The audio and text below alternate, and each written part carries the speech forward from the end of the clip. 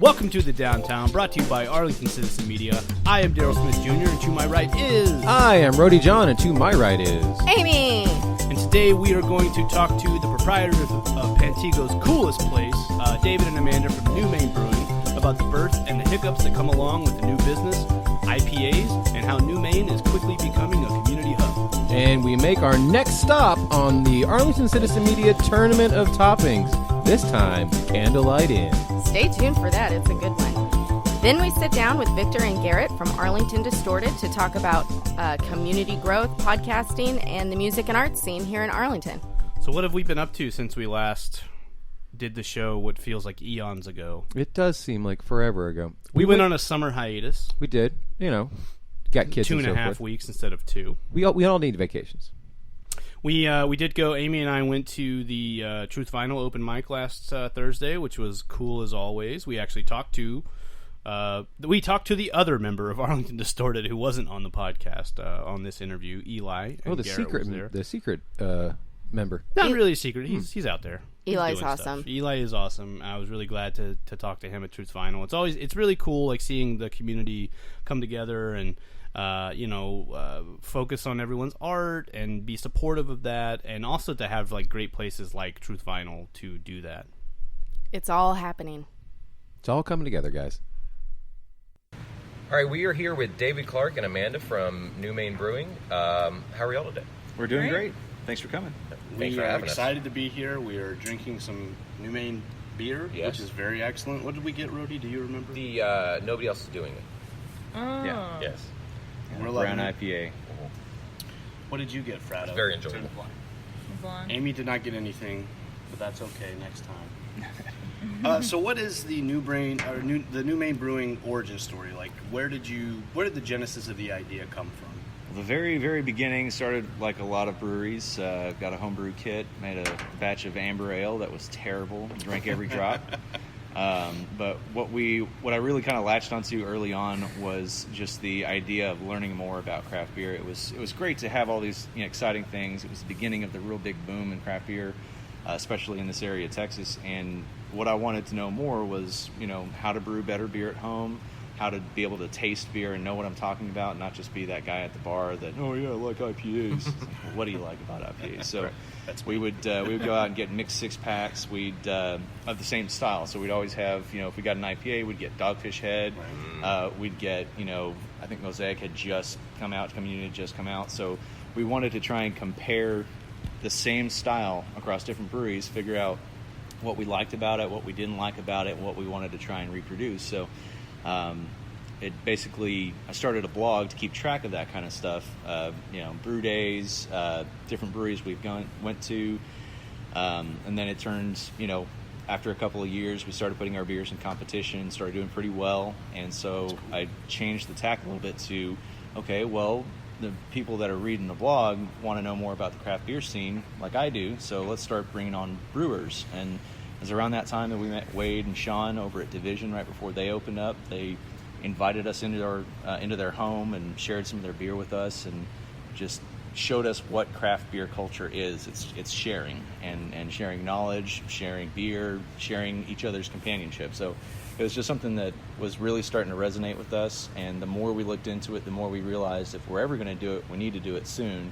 And it was just a really good time. So everything just kind of snowballed. We turned it into a business plan, and then tried to get open and realized that apparently people want money for goods and services. And when we looked for a location, we knew we wanted to be in Arlington, and we knew we wanted to be easy to find. Basically, we looked at a lot of spots that are your typical breweries in shopping mall centers, in auto body garages, and stuff like that. But really, all of them they needed a lot of work. We didn't have a whole lot of budget to work with, and none of them really kind of jumped off the page at us until we found this place. And it was kind of random when we found this place. I was driving by one time, and I saw the building, and I thought, like, that would be a really cool place. Right. But it wasn't for lease at the time. And so then, like, 3 or 4 months later, when we were actually looking for a location, I was just doing, commercial real estate search, and I was like, that building is for lease. And like we were like, holy crap. So, I think it was like Memorial Day or something like that. It was a holiday, and it was a Sunday evening. Yeah. And I called the number, and the guy was clearly like on a boat somewhere. Yeah. I was like, yeah, we can set up a time. I was like, no, we're really interested. We want to go see it.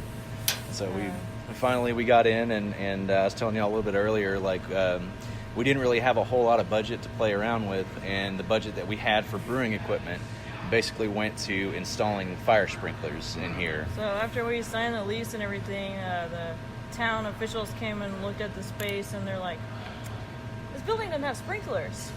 And we're like, oh, okay. And then we had to figure out that we had to have sprinklers to get open. And then the landlord wouldn't help us install them or give us any break on anything for that. He also wouldn't let us out of the lease we had just signed, so we're like, well, we're in it now. I mean, yeah, so we just had to make it work. Yep, we made it work. So that meant that we didn't have our brewing equipment to start out with. We actually opened as a bar, kind of like what Brain did and On Rotation did starting out. They served other people's beer and gradually added some of their own. And now, like them, we have our own beer on. It just took a little while. We never lost the dream. We just allowed it to change shape a couple times. I mean, that's cool that you were able to roll with it. That's like really a great addition, I think, to the story. Not just that, we really like craft beer, but that, we like craft beer, and whatever got thrown at us, we rolled with it, and we're even stronger because of it. That's it. You have to adapt. I mean, that's life. Nothing is as easy as it should be, and if it is, you're going the wrong direction. Exactly. And you're not learning anything, or you're not working for anything. Exactly. That's why we picked the nautilus as our symbol. It's a symbol of eternal growth. The creature, when it's hatched in an egg, it actually builds each new chamber that it moves its body into throughout its lifestyle. So as it grows, it realizes the chamber that I'm in is too small. So it starts building its next chamber, moves its body into it, and then uses the previous ones like for flotation and stuff. But it's a really good metaphor for building on the past into the future, and kind of never losing your root. So we allow everything that happens to be a part of our story. We try and learn from it, and hopefully we're going in the right direction. That's amazing. Yeah, it's a great philosophy. So what beers do we have on menu? Right now, we got a pretty good board. We try and, whatever beer we try and make it a balanced beer. We don't ever try to be like the most hazy, the most heavy, the most anything. What we want it to be is the most drinkable. So right now, from light to dark, we've got 10-ply blonde. We've got our Hill Country Farmhouse Saison. It's a good French Saison. We've got Tipotex Juicy IPA, which is probably our most popular beer right now. It's just a really good drinkable 6.3. It started out as a hazy IPA, but we really kind of didn't want to hitch our wagon on to the hazy train, so we just made Hazy Train. That's a good beer name. writing that down. But we're We're patenting it first. They did it. Nobody else can do it. It's recorded. TM. Yeah.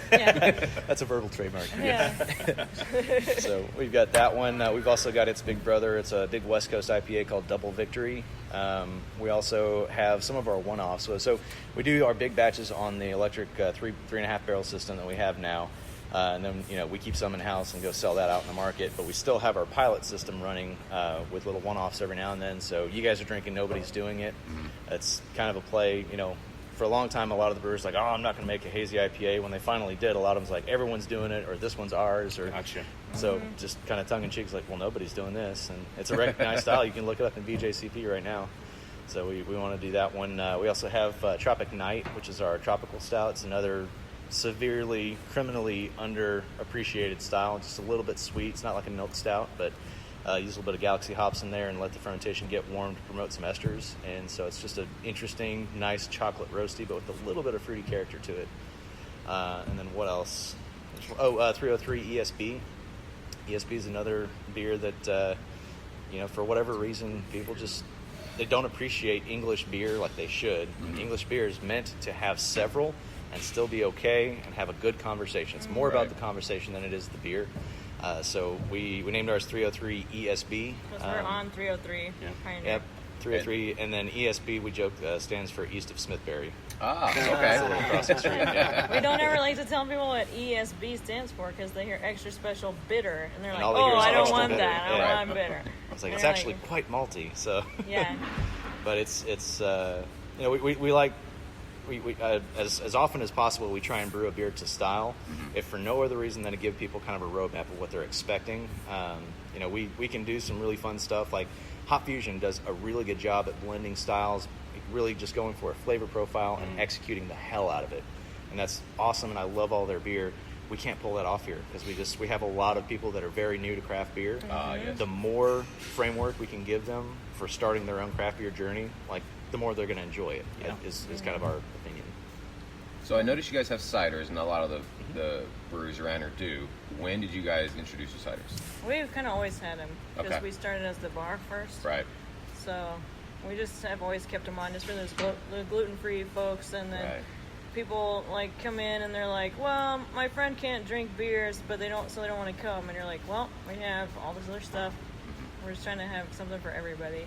So Do you guys see yourself making ciders in the future, or keep it to Texas other is people? kind of weird with the alcohol laws, so because we're a brew pub, we have the type of license that allows us to self-distribute to a certain amount and then also carry guest taps of wine or anything in the wine category, which cider falls into.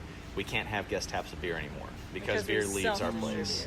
So it's this weird convoluted thing. I'd love to make cider, but as far as I know right now, the only I don't brewery in think we're Texas allowed that's to. doing it is St. Arnold. yeah. And I have no idea what that process was like for them to be able to do that. We probably need to Yeah, get that'd an probably be fun. additional license. Yeah, but Yeah. for right now, we're gonna stick with learning how to sell beer. Makes sense. Yeah. Are you guys local to Arlington? What made you want to decide to put this location here in Pantego? And also, how do you think that your business is fitting into the redevelopment of Arlington proper? It's exciting to see everything that's going on downtown, and really, like, the next 5 years are going to be just immense for mid-cities and especially for Arlington. We always knew we wanted to be in Arlington. We actually live in Arlington, even though we're a mile and a half away, because Pantego is literally one square mile. mile. So it's kind of hard to live in Pantego, just in terms of like housing that's available. But when I was a home brewer, we were always over at Dr. Jekyll's Beer Lab in Pantego on Park Row. And back when it was just a homebrew lab, that's where I learned how to brew. I would sit out there and I'd do the brewing demonstrations with them. It was about a couple weeks before my birthday, the first time they announced that they were going to open up and sell beer. And so I was like, oh my God, this is my birthday. So we really, like, that's been a big part of our story too. But we, while sitting at the bar in Pantego with half the, The city city council council. and P&Z, like, just seeing that there was a community here, and I just kind of floated the ideas, like, Pantego needs a brewery. And I was like, damn right it does. All right, there you go. And then it was like this side eye, like, yeah, David, Pantego needs a brewery. Yeah. And they have been super supportive and easy to work with. Yeah, so. just every step of the way, they've been helpful. They've encouraged us. It doesn't hurt that I was a civil engineer in my day job before this, and so I deal a lot with city government, city council, planning and zoning stuff. So when we turned in our packet to start the business and to work on like all the permits that were taken care of, they were like, they're sitting in the planning and zoning meeting. It's like, I just want to take a moment to recognize this is the most complete packet we've seen in a very long time. Thank you for doing all of the things that you're supposed to do. So it's kind of a way of showing us like, hey, we're serious about this. We're not just some punks that want to come in here and make another bar or something like that. Like we really believe like this is a great community, a really neat town, and as to why Pantego versus Arlington, I mean, we always knew it wanted to be in Arlington. Pantego just happens to be in Arlington, so we like to call ourselves still, an Arlington brewery. We're in the Arlington Chamber of Commerce and all that, so it seems like we're fitting in. We're still getting people every day coming in going, we didn't even know you were here.